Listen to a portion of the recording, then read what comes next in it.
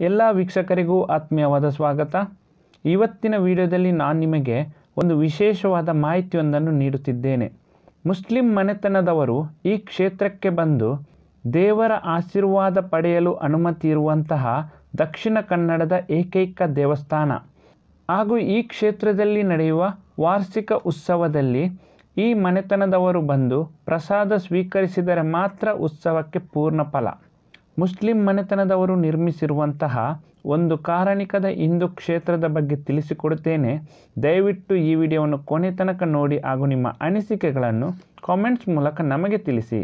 ವಿಷ್ಣುವಿನ ಕಣ್ಣಿನ 7 ಬಿಂದು ಕಣ್ಣೀರು ಭೂಮಿಯ ಮೇಲೆ ಬಿದ್ದು ಜನಿಸಿದಂತಹ ಸಪ್ತ ದುರ್ಗೆಯರು ದಾರಿಕಾಸುರನ ವಧೆಯ ನಂತರ ಭೂಮಿಯ ಮೇಲೆ ಬೇರೆ ಬೇರೆ ಕಡೆ ನೆಲೆ ನಿಲ್ಲುತ್ತಾರೆ.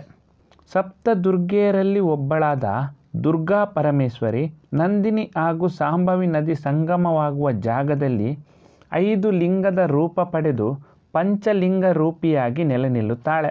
ಒಂದು ದಿನ ಕೇರಳದ ಮುಸ್ಲಿಂ ವ್ಯಾಪಾರಿ ಬಪ್ಪಬ್ಯಾರಿ ಎನ್ನುವವರು ಈ ನದಿಯ ಮೂಲಕ ತಮ್ಮ ನಾಡ ದೋಣಿಯಲ್ಲಿ ವ್ಯಾಪಾರಕ್ಕಾಗಿ ಈ ದಾರಿಯಾಗಿ ಬರುವಾಗ ಆ ಲಿಂಗಗಳಿಗೆ ದೋಣಿ ಡಿಕ್ಕಿ ಹೊಡೆದು ನೀರೆಲ್ಲ ರಕ್ತದಿಂದ ತುಂಬಿ ಕೆಂಪಾಗುತ್ತದೆ.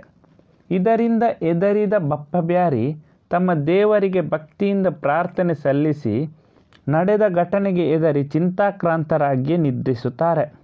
ಆಗ ಕನಸಿನಲ್ಲಿ ಕಾಣಿಸಿಕೊಂಡ ದುರ್ಗಾ ಪರಮೇಶ್ವರಿ ಈ ಊರಿನ ಅರಸನ ಸಹಾಯ ಪಡೆದು ಈ ಜಾಗದಲ್ಲಿ ತನಗೊಂದು ದೇವಾಲಯ ಕಟ್ಟಿಸಿಕೊಡು, ನಿನಗೆ ಒಳ್ಳೆಯದಾಗುತ್ತದೆ ಎಂದು ಹೇಳುತ್ತಾಳೆ.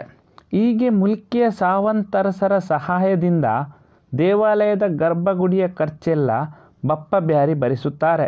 ಹೀಗೆ ಬಪ್ಪಬ್ಯಾರಿಯವರು ನಿರ್ಮಿಸಿರುವಂತಹ ಈ ದೇವಾಲಯಕ್ಕೆ ಬಪ್ಪನಾಡು ಶ್ರೀ ದುರ್ಗಾ ಪರಮೇಶ್ವರಿ ದೇವಸ್ಥಾನ ಎನ್ನುವ ಹೆಸರಿಡಲಾಯಿತು ಹಾಗೂ ಈ ಊರಿಗೆ ಬಪ್ಪನಾಡು ಎನ್ನುವ ಹೆಸರು ಬಂದಿತು.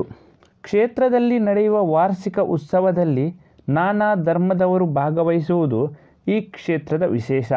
ಬಪ್ಪಬ್ಯಾರಿ ಮನೆತನದವರಿಗೆ ಗೌರವಾರ್ಥವಾಗಿ ಉತ್ಸವದ ಮೊದಲ ಪ್ರಸಾದವನ್ನು ನೀಡಲಾಗುತ್ತದೆ.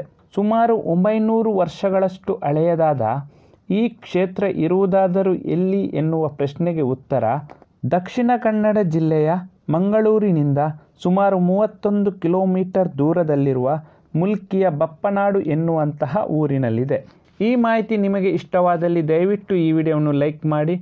ಇನ್ನಷ್ಟು ಹೊಸ ಮಾಹಿತಿಗಳನ್ನು ಮುಂದಿನ ವಿಡಿಯೋದಲ್ಲಿ ನಾನು ನಿಮಗೆ ತಿಳಿಸಿಕೊಡುತ್ತೇನೆ. ಎಲ್ಲ ವೀಕ್ಷಕರಿಗೂ ಧನ್ಯವಾದಗಳು.